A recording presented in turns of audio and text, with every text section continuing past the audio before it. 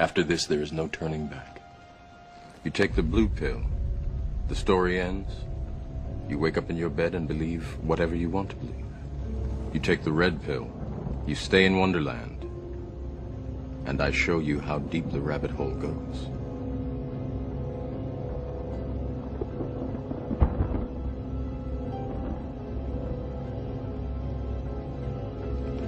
Remember, all I'm offering is the truth, nothing more.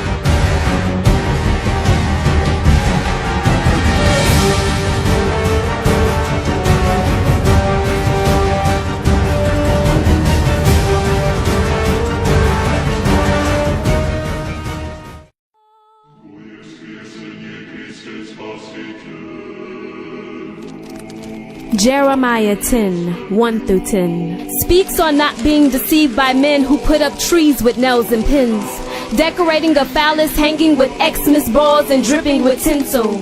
Womb wreaths sitting on walls while you deck the halls with Nimrod's remains. A great hunter before the Most High mentioned of building temples that babbled but had difficulty touching the sky. His mother wife convinced him he went into the heavens after he died and encouraged presents for the sun god sent from the fat guy.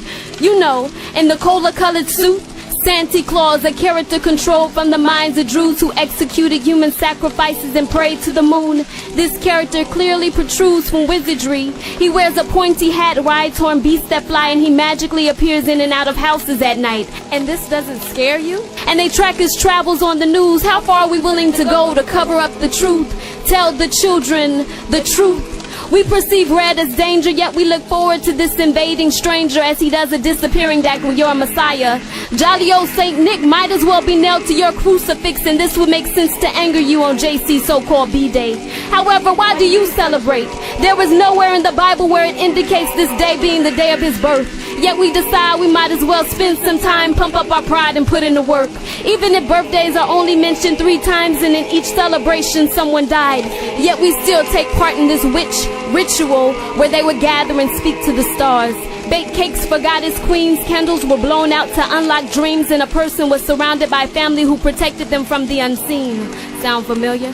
This celebration took place to give thanks to the sky luminaries, and the world gives thanks to JC on December 25th.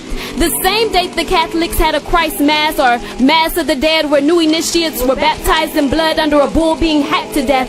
And some documents prove the Messiah being born in the fall. You know, the season right before they gather and drop the ball, literally, and cry out, Happy New Year! But have you ever noticed everything here is still dead? Till spring appears, and a Passover proceeds in remembrance of the Hebrews escaping as blossoms bloom and the birthing of a new scene occurs. In Shemot, it quotes, "This month is the beginning of months. It is the first of the year." But around this time you shop for your Sunday best, unknowingly bringing in the fertility elements, eggs, rabbits, and decorated baskets, and no one ever questions these things, as the Assyrians, Phoenicians, and Philistines were all involved in the rites of spring, where pagans believed the sun impregnated the queen, aka Mother Earth, and 9 months later these gods gave birth to Ishtar, known today as Easter, the goddess of spring. Every April a feast was celebrated in her honor, and it originated from Christianity. This festival transitioned to the resurrection of Christ because most think it's for the Messiah who rose after he died, yet you still still call it Easter, and no one wonders why.